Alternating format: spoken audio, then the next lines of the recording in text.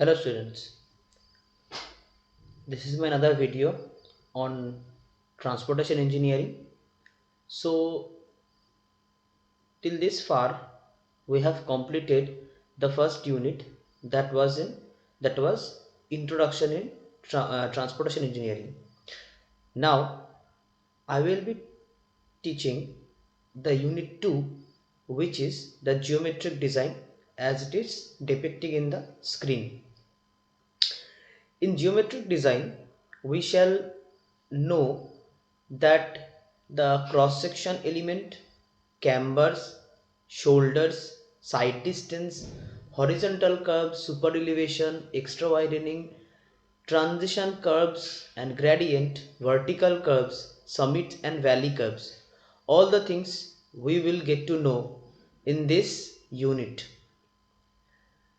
As per your information, ये जो हम लोग पढ़ने जा रहे हैं ना, तो इसमें हम लोगों को क्या पता चलेगा कि एक रास्ते का क्रॉस सेक्शन क्या होता है और वो क्रॉस सेक्शन बनाने के लिए हम लोगों को क्या क्या चीज़ हम लोगों को मान के चलना होगा। ये सब IRC 73 में दिया हुआ है, जो यहाँ पे स्क्रीन में डिपिक्ट हो रहा है।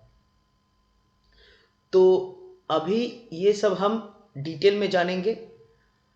मैं आशा करता हूँ ये वीडियो भी आप लोगों को बहुत अच्छा लगेगा और एंजॉय द वीडियो। ओके, अगर आपको ये वीडियो अच्छा लगा है तो आप लाइक, शेयर एंड सब्सक्राइब कर दीजिएगा। Thank you. बिना देरी करके हम ये क्लास शुरू करते हैं। तो ये तो हम लोगों ने जान लिया कि क्या क्या पढ़ने वाले हैं। अब चलते हैं आगे।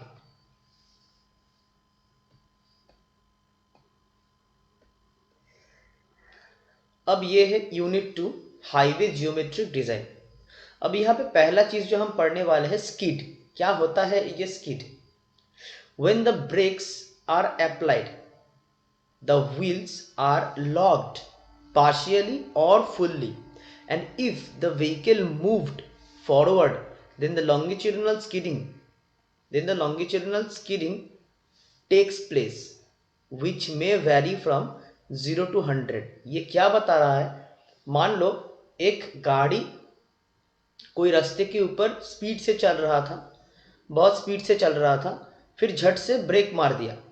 अब ब्रेक मारने के बाद रास्ते पे कुछ मान लो स्लिपरी होने के कारण या किसी और कारण, या डस्ट रह गया, मतलब बहुत सारा डस्ट या वगैरह कुछ रह गया रास्ते के ऊपर, तो धूल वगैरह बहुत ज़्यादा रहने के वजह से या स्लिपरी होने की वजह से वो चक्का तो जम हो गया, ठीक है, पर चक्का अगर बंद हो गया, मतलब जाम हो गया है, बंद कर दिया गया है ब्रेक मार के, तो फिर भी वो जो कार है वो थोड़ा सा आगे खिसक जाता है। ये जो खिसक जाता है इसको ही हम कहते हैं स्किड। तो यहाँ पे क्या बता रहा है कि when the brakes are applied, brake को अप्लाई कर दिए, ठीक, when the brakes are applied the wheels are locked, wheels locked हो गया। ये पार्शियली हो सकता है और फुल्ली भी हो सकता है। And if the vehicle moved, अगर वो व्हीकल थोड़ा सा आगे मूव कर जाता है, चक्का बंद है फिर भी वो गाड़ी आगे मूव कर रहा है, then the longitudinal skidding takes place which may vary from 0 to 100। यहाँ पे मैं पिक्चर में दिखा रहा हूँ, ये जो रेड वाला है ये घूमने का साइन है, तो ये मैं क्रॉस करके रखा हूँ, मतलब बंद है, ये बंद हो चुका है, पर ये ग्रीन वाला साइन सामने खिसक गया। ग्रीन वाला साइन डिपिक्ट कर रहा है कि ये सामने खिसक गया है। तो यही है हम लोगों का स्किड, अगर बहुत इजी भाषा में समझे। फिर उसके बाद हम आते हैं स्लिप में। तो स्लिप में हम क्या देखते हैं? When a wheel revolves more than the corresponding longitudinal movement along the roads, ठीक। तो when a wheel revolves more than the corresponding longitudinal movement along the roads, मतलब है कि जो चक्का है वो मूव करता जा रहा है, ठीक है, वो घूमता रहा है, पर उसका जो हॉरिजेंटल डायरेक्शन में सामने जाना था वो नहीं हो पा रहा है। यही मैं जो जो कार का व्हील है, इस व्हील को मैं दिखा रहा हूँ इधर पे। देखो ये जो सर्कुलर मूवमेंट है, ये सर्कुलर मूवमेंट गाड़ी का हो रहा है, पर क्या नहीं हो रहा है, ये सामने नहीं ना जा रहा है। इसका प्रैक्टिकल एग्जांपल अगर हम देखें तो हम क्या देखेंगे कि मान लो हम लोग का गाड़ी कोई गड्ढे में फंस गया है, जहाँ गड्ढे में क्या है कि आपका ये मड है, तो मड के ऊपर गाड़ी का जो ग्रिप है, चक्के का ग्रिप है, वो नहीं अच्छे से बैठेगा। तो वो जब मूवमेंट करेगा, वो जब घूमेगा, तब क्या होगा, स्लिप करेगा, वो चक्का स्लिप करेगा ग्रिप करने में। तो जब स्लिप करेगा तो फिर क्या होगा, वो गाड़ी का चक्का तो रोटेट करता रहेगा, पर वो आगे नहीं जाएगा। तो यही है स्लिप। आशा करता हूँ आप लोगों को समझ में आ गया होगा। ठीक, तो यहाँ पे मैं पिक्चर में दिखा दिया हूँ कि ये रेड वाला जो मार्किंग किया हूँ, ये रेड वाला, ये आप देख पा रहे हैं कि यहाँ पे दिखा रहा है कि ये सामने नहीं जा पा रहा है, पर ये ग्रीन वाला जो साइन है ये मूवमेंट होता जा रहा है। ठीक है, तो उसके बाद हम आते हैं क्रॉस स्लोप और कैम्बर। ये मैं एक पिक्चर दिखाया हूं इधर पे। ये क्रॉस स्लोप क्या होता है, मान लो ये हमारा रास्ता है, अगर इसको बीच से ऐसे काट दे और यहाँ पे खड़ा होकर देखे तो ये जो सेक्शन हम लोग को दिखेगा, ये सेक्शन कुछ ऐसे टाइप का होगा। ये पूरा फ्लैट नहीं होगा, थोड़ा सा ऐसे ट्रायंगुलर शेप का होगा। ठीक है, ये डिफरेंट शेप का होता है, यहाँ पे मैं ट्रायंगुलर दिखाया हूँ। ओके, तो ऐसे टाइप का होगा, पूरा फ्लैट नहीं होगा ये रास्ता है। तो ये किस लिए प्रोवाइड करते हैं, आओ यहाँ पे देखते हैं। तो क्रॉस स्लोप और कैम्बर क्या होता है, this is the slope provided in the transverse direction of route. Transverse क्या है, ये है लॉन्गिट्यूडिनल डायरेक्शन, ये है रास्ते का लॉन्गिट्यूडिनल डायरेक्शन, और ये जो है रास्ते का क्रॉस सेक्शनल डायरेक्शन, या अगर हम बोल सकते हैं कि ट्रांसवर्स डायरेक्शन, जो यहाँ पे लिखा हुआ है। ठीक है, तो क्या बता रहा है कि this is the slope provided in the transverse direction of roads to drain the rain water on the road surface. Road surface के ऊपर जो रेन वाटर एक्यूमुलेट होता है, उसको इजीली ड्रेन करने के लिए हम लोग ये करते हैं। अब ड्रेन क्यों करते हैं ये भी तो जानना है। रास्ते के ऊपर अगर पानी रह गया तो क्या दिक्कतें हो सकता है रास्ते के ऊपर, तो वो दिक्कतें हैं कि ये क्यों हम प्रोवाइड करते हैं कि to prevent the entry of surface water, to prevent the entry of surface water into the road surface। ठीक, अगर रोड सरफेस के अंदर सरफेस वाटर चला गया तो डिफरेंट टाइप का प्रॉब्लम हो सकता है। मान लो कि ये रोड के नीचे जो लेयर्स है, वो लेयर्स मतलब नीचे जो लेयर्स है वो एकदम नीचे का जो मिट्टी का लेयर्स है वहां तक पानी चला गया। अब पानी कंटिन्यूअस अगर यहाँ से वहां तक जाने का एक पाथ क्रिएट करता रहेगा तो क्या होगा, वो पाथ में एक वॉइड क्रिएट होगा, और नीचे का जो सैंड या नीचे का जो एकदम नीचे वाला लेयर है, सबग्रेड लेयर है, वो लेयर थोड़ा पिघल जाएगा और बह के साइड में निकल जाएगा, तो वहां पे गड्ढा क्रिएट होगा और ये रास्ता नीचे बैठ जाएगा। तो वो हमें रोकना है, तो रास्ते के ऊपर पानी नहीं रखने देना है। ठीक है, उसके बाद आते हैं to prevent the entry of surface water in the bituminous pavement layer. अगर ये बिटुमिनस पेवमेंट लेयर में घुस जाता है तो क्या होता है कि बिटुमिन में स्ट्रिपिंग होता है, मतलब बिटुमिन और जो एग्रीगेट है उन लोगों का जो बॉन्ड होता है, वो बॉन्ड के अंदर अगर बार बार पानी आता रहेगा तो बिटुमिन को वो घिस के निकाल देगा।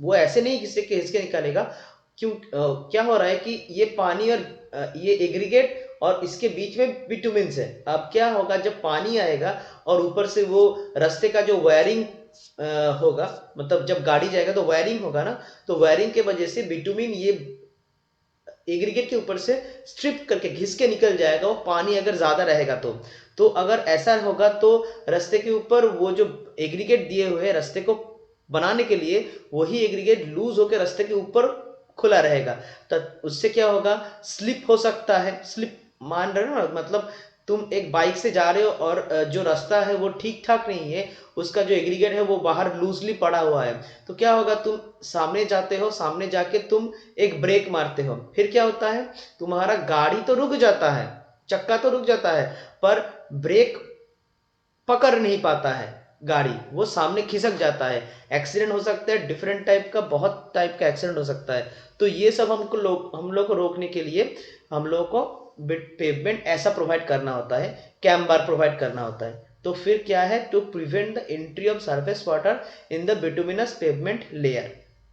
फिर आता है to remove the rain water from the pavement surface quickly to prevent the skidding accident. अभी मैं जो बता रहा था, ठीक। तो अगर बिटुमिन के ऊपर पानी रह जाएगा तो क्या होगा, गाड़ी आएगा, गाड़ी का अगर मान लो ये ग्रिप जो मैं दिखा रहा हूँ यहाँ पे पिक्चर में, अगर ये ग्रिप प्लेन हो गया हो तो ये तो अच्छे से नहीं पकड़ेगा। तो अगर अच्छे से नहीं पकड़ेगा तो पानी रहेगा तो स्लिप करेगा ही ना, तो स्लिप करके एक्सीडेंट हो सकता है डिफरेंट। ओके, तो अगर अच्छा खासा ग्रिप भी है इधर, अगर पानी रहेगा तो वैसे ही स्लिप करेगा। अगर कोई तुम लोग बाइक चलाते हो, कोई स्टूडेंट जो बाइक चलाते हैं वो ज़्यादा से ज़्यादा टाइम जो रास्ते के ऊपर ट्राम लाइन होते हैं, वो ट्राम लाइन, ये वेस्ट बंगाल में है ट्राम लाइन, तो ट्राम लाइन के ऊपर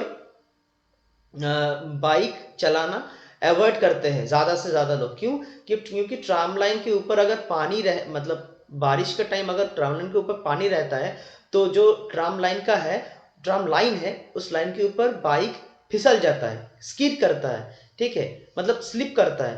तो जो भी होता है तो उसके वजह से एक्सीडेंट होता है। तो इसीलिए हम लोग अवॉइड करते हैं, जब बाइक चलाते हैं तो ट्राम लाइन के ऊपर से बाइक नहीं चलाते हैं, ठीक है। अच्छा, तो ये आशा करता हूं आप लोग समझ चुके हैं, ठीक है। अच्छा, तो इसके बाद हम आते हैं कि कैम्बर कौन कौन से टाइप का होता है, types of camber. Types of camber में हम लोग पहले पढ़ेंगे कि पैराबोलिक कैम्बर। पैराबोलिक कैम्बर क्या होता है? पैराबोलिक कैम्बर ये है पैराबोलिक कैम्बर, ये है पैराबोलिक कैम्बर, ठीक है। तो पैराबोलिक कैम्बर क्या है कि ये ऐसे टाइप का दिखता है, इसका जो रास्ते का जो शेप है, क्रॉस सेक्शनल शेप, ये ऐसे पैराबोलिक शेप में है, ठीक, पैराबोलिक शेप में है। तो इसको हम पैराबोलिक कैम्बर बोलते हैं। अब ये पैराबोलिक कैम्बर में हम लोगों को निकालना क्या है, ये जो हाइट है, ये हाइट हम लोग को निकालना है, इसको बोलते हैं क्राउन हाइट। क्या बोलते हैं? इसको बोलते हैं क्राउन हाइट। ये क्राउन हाइट ही हम लोग को निकालना है। अब ये क्राउन हाइट निकालने के लिए हम लोगों को ये इक्वेशन फॉलो करना होता है। ये कैम्बर का, पैराबोलिक कैम्बर का इक्वेशन है। यही इक्वेशन में अगर हम ये डिफरेंट वैल्यू बिठाएंगे तो ये y जो हाइट है, ये हाइट मिल जाएगा। अभी ये इक्वेशन में x क्या है?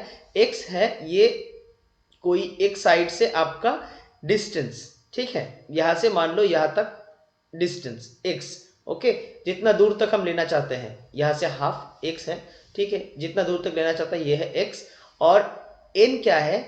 n है आपका ये जो स्लोप है, ये जो स्लोप है, इस स्लोप क्या है? 1/n, मतलब 1 वर्टिकल जाएगा अगर n हॉरिजॉन्टल जाता है, n हॉरिजॉन्टल जाएगा तो 1 वर्टिकल उठेगा, मतलब यहाँ पे n और यहाँ पे 1/n।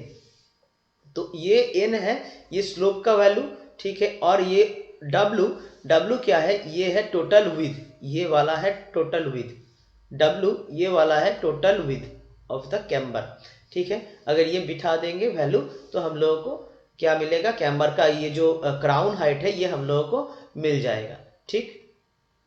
अच्छा, फिर आते हैं दूसरे वाले में। दूसरे वाले में क्या है कि ये है दूसरा स्ट्रेट लाइन कैम्बर, ठीक। अब स्ट्रेट लाइन कैम्बर क्या है? स्ट्रेट लाइन कैम्बर आपको पिक्चर देख के समझ में आ गया होगा कि ये ऐसा टाइप का एकदम ट्रायंगुलर शेप का दिखता है, दिखने में एकदम ट्रायंगुलर शेप का होता है, तो इसे हम बोलते हैं स्ट्रेट लाइन कैम्बर। अब स्ट्रेट लाइन कैम्बर में हम लोग को ये निकालना होता है, ये क्राउन हाइट कितना होता है, इसके लिए ये इक्वेशन है। ये इक्वेशन हम देख पा रहे हैं, y = w/2n। w क्या है? ये मैंने पहले ही डिस्क्राइब कर दिया, w है ये विड्थ ऑफ द कैम्बर, ठीक है। और n क्या है? n है ये रास्ते का जो स्लोप, ठीक है। अब ये इक्वेशन में अगर हम लोग ये वैल्यू बिठाएंगे तो हम लोग को क्या मिल जाएगा? ये कैम्बर का जो क्राउन हाइट है ये हम लोग को मिल जाएगा। और आखिर में हम आते हैं और आखिर में हम आते हैं कॉम्बाइंड कैम्बर। ये कॉम्बाइंड कैम्बर क्या है? कॉम्बाइंड कैम्बर है कि इसका ये आधा पार्ट स्ट्रेट कैम्बर है और आधा पार्ट पैराबोलिक कैम्बर है। ये दोनों ही साइड में ऐसे टाइप का है, तो इसको हम कॉम्बाइंड कैम्बर बोलते हैं। ठीक है, कॉम्बाइंड कैम्बर। अब इसका एक चीज देखो, ये जो इसका क्राउन हाइट है, ये क्राउन हाइट कौन से एरिया में है? ये कैम्बर एरिया का जो पैराबोलिक शेप है, ये पैराबोलिक शेप में ये हाइट ऑफ द क्राउन है। तो इसीलिए हम ये सेम इक्वेशन जो कि हम पैराबोलिक में लिखे थे, वही इक्वेशन हम यहाँ पे यूज करेंगे। हम लोग को जस्ट ये क्राउन का हाइट चाहिए, और ये क्राउन हाइट कौन से टाइप का जियोमेट्रिक फिगर में दिख पा रहे हैं हम लोग? ये है कि पैराबोलिक शेप में। बस यही पैराबोलिक का इक्वेशन जो हम पहले यूज किए थे, वही इक्वेशन हम यहाँ पे यूज करेंगे और ये क्राउन हाइट निकालेंगे। तो फिर हम लोग को कैम्बर, कॉम्बाइंड कैम्बर का क्या मिल जाएगा? क्राउन हाइट मिल जाएगा। ठीक, अभी हम ये बता रहे हैं ठीक, पर बाद में हम इसका न्यूमेरिकल करेंगे तो हम लोगों को और अच्छे से पता चलेगा।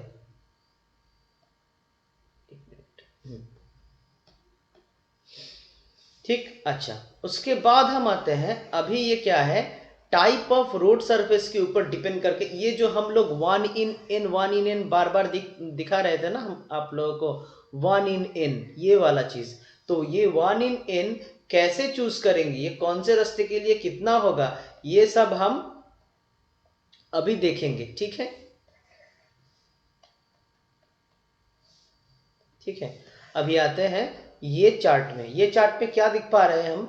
दिख पा रहे हैं कि अगर कोई रास्ता सीमेंट कंक्रीट का हो एंड हाई टाइप बिटुमिन का हो, हाई टाइप बिटुमिनस सरफेस का हो, तो वो रास्ते का जो ये स्लोप होता है, हेवी रेनफॉल वाली जगह पे 1 in 50 लेते हैं और लाइट रेनफॉल वाले जगह पे 1 in 60 लेते हैं। परसेंटेज में ये होता है 2% और ये होता है 1.7%।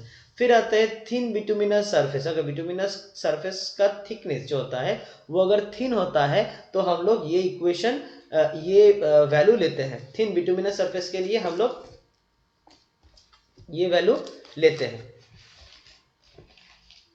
ठीक है, तो थिन बिटुमिनस सरफेस के लिए हम लोग लेते हैं 1 in 40 फॉर हेवी रेनफॉल के लिए, और लाइट रेनफॉल के लिए हम लेते हैं 1 in 50। ठीक, अभी उसके बाद ये परसेंटेज में कितना होता है? 2.5, और ये 2% होता है परसेंटेज में। उसके बाद हम आते हैं अलग सा रोड सरफेस जो है वाटर बाउंड मैकाडम। ये क्या है? ये हम लोग जब मटेरियल्स पढ़ेंगे तो हम लोग इसके बारे में और डिटेल्स में जानेंगे कि वाटर बाउंड मैकाडम क्या होता है, कौन से टाइप का मटेरियल यूज करते हैं, और इसको मिक्स कैसे करते हैं, प्लेस कैसे करते हैं, कैसे इसको कॉम्पैक्ट करके बनाते हैं, क्या मटेरियल होता है इसको बाइंडिंग मटेरियल के लिए, सब हम जानेंगे एकदम डिटेल में जब हम हाईवे मटेरियल्स पढ़ेंगे और आगे पढ़ेंगे। तो ठीक है, ये वाटरबॉर्न मैकाडम है। वाटरबॉर्न मैकाडम के लिए हेवी रेनफॉल अगर होता है तो हम ये जो स्लोप का वैल्यू लेते हैं 1 in 30, और ये परसेंटेज में 3% होता है। और इसका जो ये लाइट रेनफॉल होता है तो हम लेते हैं 1 in 40, और इसका परसेंटेज होता है 2.5%। अच्छा, लास्ट में आता है अर्थ रोड, मतलब ग्रामीण जो रास्ता होता है ये अर्थ रोड होता है। तो उसके लिए हम अगर कैम्बर डिसाइड करते हैं तो 1 in 25, और ये हेवी रेनफॉल के लिए और लाइट रेनफॉल के लिए 1 in 33। परसेंटेज में ये 4% एंड 3% रिस्पेक्टिवली। ठीक है, आशा करता हूँ आप लोगों को समझ में आ गया है। ठीक, अभी मैं दूसरे पेज में, आशा करते यहाँ तक आपको समझ में आ गया होगा।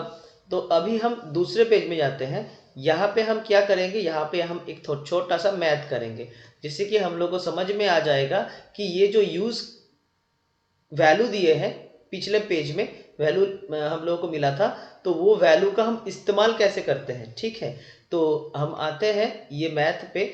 तो मैथ में गिवन डाटा क्या है हम लोग देखते हैं। गिवन डाटा,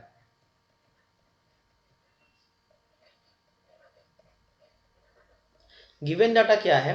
गिवन डाटा है in a district where the rainfall is heavy, heavy rainfall,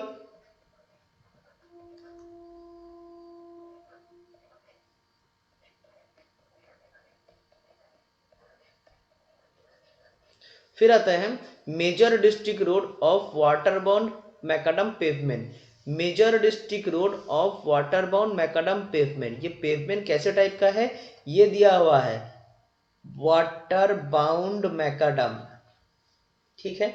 तो वाटर बाउंड मैकाडम का पेवमेंट है, और ये पेवमेंट हम लोगों को पता चल गया कि ये कौन सा टाइप का पेवमेंट हम लोगों को यूज करना है, ठीक है। अच्छा, उसके बाद हम आते हैं ये जो 3.8 मीटर का जो रोड है, तो रोड का विड्थ है, width W is equal to 3.8 metre, ठीक। अच्छा, उसके बाद हम आते हैं and state highway of bituminous concrete, ये है पहला क्वेश्चन, ठीक है। ये एक पार्ट है क्वेश्चन का कि मेजर डिस्ट्रिक्ट रोड है, उसके लिए वाटरबोर्न मैकाडम हम लोग बना रहे हैं, और जो स्टेट हाईवे है उसके लिए डिटेल्स दिया हुआ है, और स्टेट हाईवे है और उसके लिए हमको कौन सा टाइप का रोड प्रोवाइड करना होता है, बिटुमिनस कंक्रीट पेवमेंट, ठीक है। तो बिटुमिनस कंक्रीट पेवमेंट हम लिख लेते हैं, ये क्वेश्चन है। दूसरा बनाना है, ये है major district road, MDR,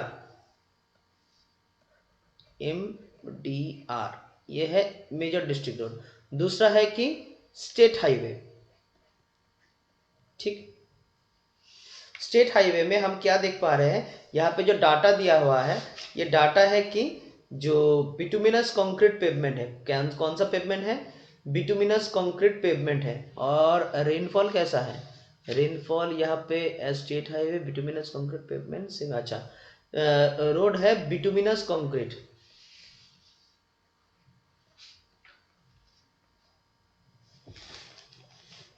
bituminous concrete,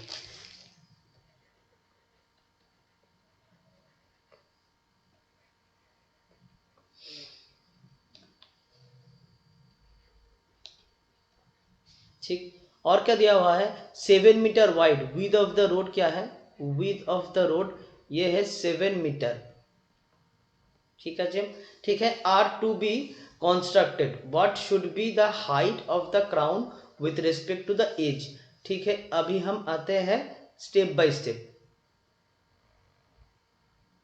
ठीक। तो पहले आते हैं, ये दोनों में ही हेवी रेनफॉल है, ठीक है।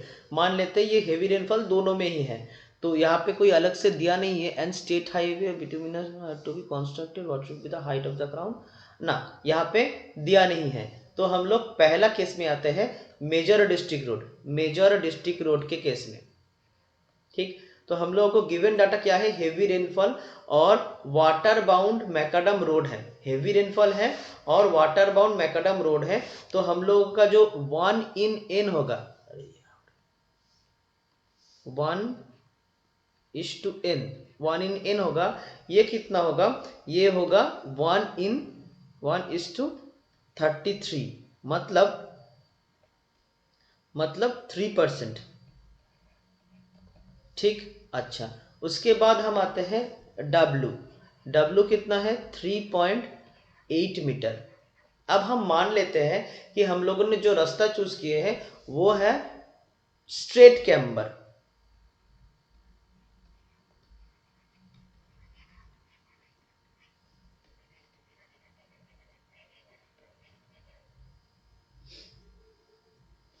जगह थोड़ा छोटा हो गया रे, स्ट्रेट कैम्बर।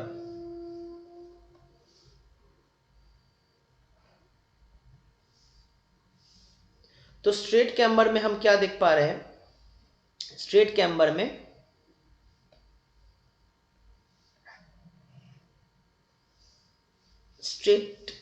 में क्या होगा, तो इक्वेशन क्या है क्राउन का, y is equal to W divided by 2n, okay. तो W कितना है, 3.8 मीटर है, और 2 इंटू n कितना है, 33, ठीक। तो इसका आंसर आता है, जो क्राउन का हाइट होता है ये होता है 0.058 मीटर। ये हो गया हमारा पहला आंसर। ठीक है, अभी हम आते हैं दूसरे में। दूसरे में क्या डिजाइन करना है हम लोगों को, ये है स्टेट हाईवे।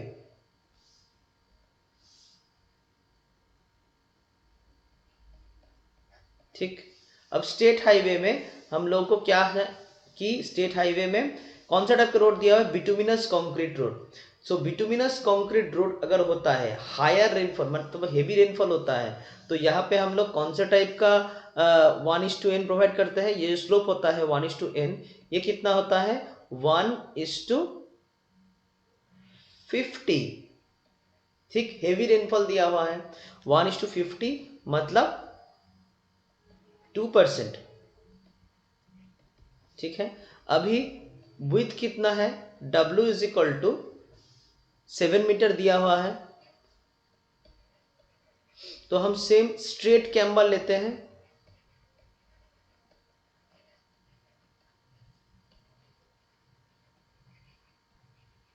ठीक, तो y is equal to W भाग divided by 2n। So W कितना होता है 7 divided by 2 into n। n कितना है 50। सो हम लोग का आंसर कितना आता है,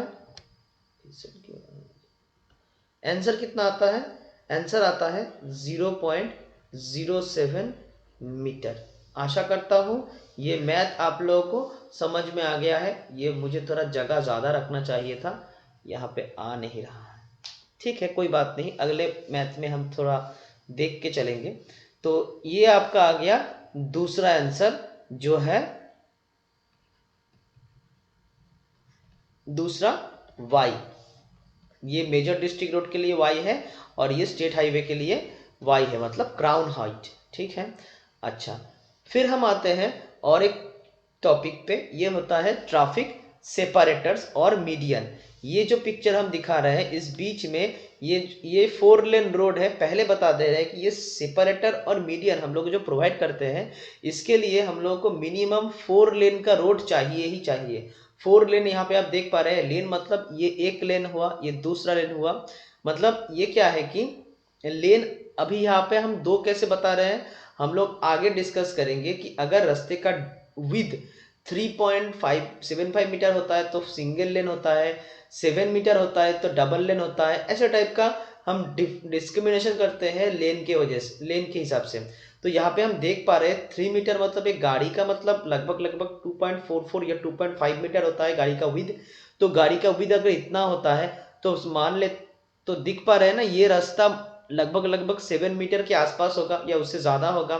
तो ये 2 लेन रोड है, यहाँ पे लेन डिवाइड किया हुआ है ये डॉटेड लाइन से। 2 लेन रोड है, यहाँ पे 2 लेन होता है, मतलब 4 लेन रोड है ये। तो 4 लेन रोड को डिस्क्रिमिनेट करने के लिए हम लोग यहाँ पे मीडियन दिए हुए हैं। तो ये मिनिमम मीडियन जो प्रोवाइड करते हैं, ये प्रोवाइड करने के लिए हम लोग को 4 लेन रोड चाहिए ही चाहिए।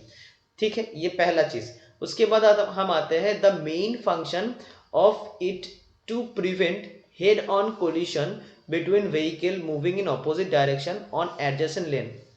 मतलब ये लेन में हम लोग दोनों गाड़ी इस तरफ जा रहे हैं, ये लेन में दोनों गाड़ी ऐसे इस तरफ जा रहे हैं, और ये लेन में दोनों गाड़ी इस तरफ जा रहे हैं। ठीक है, अगर ये मीडियन नहीं दिया हुआ है तो हो भी सकता है दोनों गाड़ी सीधा एकदम मुंह के बल टक्कर मार दे, एक्सीडेंट हो सकता है।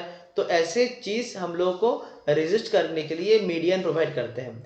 उसके बाद हम आते हैं, it is also reduce the headlight glare, it is also reduce the headlight glare of opposite lane vehicle by providing trees and shrubs. ये चीज ध्यान देने वाली है। हम लोग देख पाते हैं कि ये जो मीडियन प्रोवाइड करते हैं, ये मीडियन में हम लोगों ये ट्रीज, छोटा ट्रीज, बुशेस और श्रब्स, ये सब प्रोवाइड करते हैं। क्यों प्रोवाइड करते हैं, क्योंकि ये जो गाड़ी जा रहा है और यहाँ पे जो गाड़ी, मतलब ये जो गाड़ी इस तरफ आ रहा है और ये जो गाड़ी यहाँ से जा रहा है, तो अगर ये हेडलाइट का अगर रिफ्लेक्टर ये ड्राइवर के आंख में आ गया तो ड्राइवर तो कोई मतलब कुछ भी हो सकता है, मतलब एक्सीडेंट हो सकता है। तो ये चीज हम लोग को रोकने के लिए ये बुशेस और श्रब्स प्रोवाइड करते हैं मीडियन में। ठीक है, आशा करता हूँ आप लोगों को समझ में आएगा। ये एक इंटरव्यू का क्वेश्चन है, ठीक है। मुझे एक बार आस्क किया गया था एक एग्जाम में, जब हम क्लियर किए थे तो उस एग्जाम में मुझे ये आस्क किया गया था कि ये बुशेस और श्रब्स क्यों प्रोवाइड करते हैं, ठीक है। तो उसी हिसाब से मैं बता रहा हूँ, ये एक इंटरव्यू का क्वेश्चन है, ओके। और उसके बाद हम आते हैं, a minimum width of median is 6 metre to reduce the headlight glare, ठीक है। अब ये हेडलाइट ग्लेयर जो है, ये जो रिफ्लेक्टर है, ये रिफ्लेक्टर मतलब कम करने के लिए और ज़्यादा कम करने के लिए मिनिमम विड्थ ऑफ मीडियन, ये जो मीडियन का विड्थ होता है, ये जो मीडियन का जो विड्थ होता है, ये विड्थ मिनिमम 6 मीटर प्रोवाइड करते ही करते हैं, ठीक है। ये मिनिमम करना होता है, पर ये रूरल हाईवे के लिए minimum width of the separator according to the Indian Road Congress is 5 metre. Indian Road Congress के हिसाब से रूरल हाईवे में मिनिमम सेपरेटर प्रोवाइड करते हैं 5 मीटर का। फॉर रिस्ट्रिक्टेड विद, मतलब ये रास्ते का अगर विद रिस्ट्रिक्टेड है, width road the road restricted width road the width should be 3 metre. अगर रास्ते का विद रिस्ट्रिक्टेड है तो ये जो मीडियन का विद होगा ये 3 मीटर से ज़्यादा नहीं होना चाहिए, ठीक है। 3 मीटर के अंदर ही अंदर होना चाहिए ये मीडियन का जो विद है, ठीक। उसके बाद हम आते हैं on bridges, the width may be reduced to 1.2 to 1.5 metre. Bridge के ऊपर जो अगर मीडियन प्रोवाइड करते हैं तो वो 1.2 से 1.5 मीटर का मीडियन हम प्रोवाइड करते हैं। उसके बाद ऑन अर्बन रोड विथ 6 और मोर लेन, अगर अर्बन रोड हुआ 6 और उससे ज़्यादा लेन होता है, दिस सेपरेटर और मीडियन आर प्रोवाइडेड, तो वहां पे ये सेपरेटर और मीडियन प्रोवाइड करते हैं। Absolute minimum width of the median for urban road is 1.2 metre and desirable is 5 metre, ठीक है।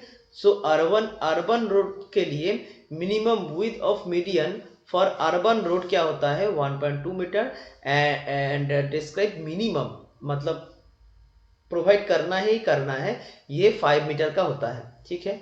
तो यहाँ तक मैं आशा करता हूँ आप लोगों को, सब लोगों को समझ में आ गया है, ठीक है। और